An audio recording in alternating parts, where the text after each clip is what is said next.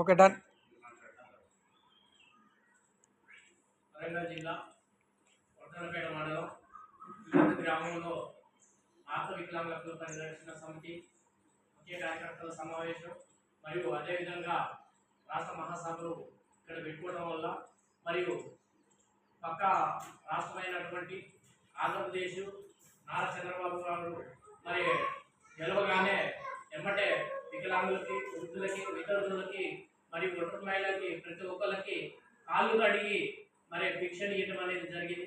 మరి తెలంగాణ ముఖ్యమంత్రి రేవంత్ రెడ్డి గారు మరి ఆయన ఇచ్చిన మాట ప్రకారమే ఇంతవరకు 7 నెలలు గడుస్తున్నప్పటికీ కూడా ఇంతవరకు కూడా భిక్షను ఇవ్వలేదు.